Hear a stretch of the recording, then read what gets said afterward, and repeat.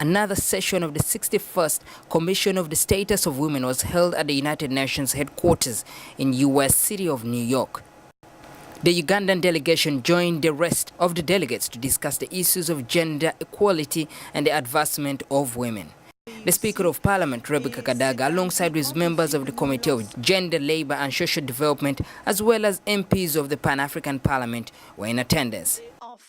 The Speaker urged the Assembly to appoint special women representatives in areas where people have been displaced across the globe. I think that we need to upscale the appointment of women special envoys of the Secretary General, which was agreed upon under Resolution 1325, so that attention can continuously be drawn to the needs of the displaced people, because they are not ordinarily planned for. They are displaced because there are wars, there are conflicts. They are not where they should be because of other circumstances. In 1992, the then UN Secretary General Brutus Ghali appointed his first representative on internally displaced persons at the request of the Commission of Human Rights.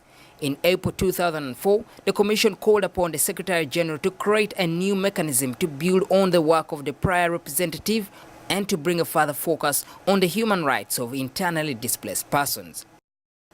Speaker of Parliament also told the Assembly about the strides that Uganda has made in incorporating gender issues in the budgeting process. We have gone further to establish a certificate of gender equity so that all the budgets that come to the House, all the programs that come to the House, all the policies that come to the House must comply with that certificate of gender equity.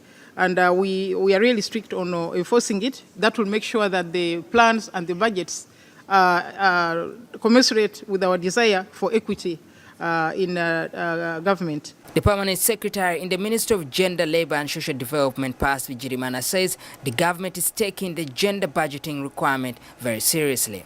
It's the first country in Africa, and this comes on the heels of the Public Finance and Management Act, which provided for gender inclusiveness and also obtaining a certificate of gender compliance. In fact, if you do not comply to this requirement, you cannot be cleared to get funds. The Speaker also informed the delegates about the efforts they have made to ensure equity in the taxation products used by women. Have instructed all the women members of Parliament, wherever they are, to look out for the areas of taxation that can be adversely affecting the women population and the children, and they have been quite adept at it.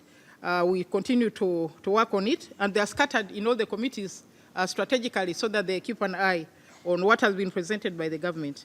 Now, the 61st session on the status of women continues here in New York in the United Nations. Now, some of the key things that have been discussed in the different sessions whereby the Ghanaian delegates attended was centering more on the displaced persons, but main focus was put on women, on how some of the women in the displaced areas can be helped, and also do they have a representative.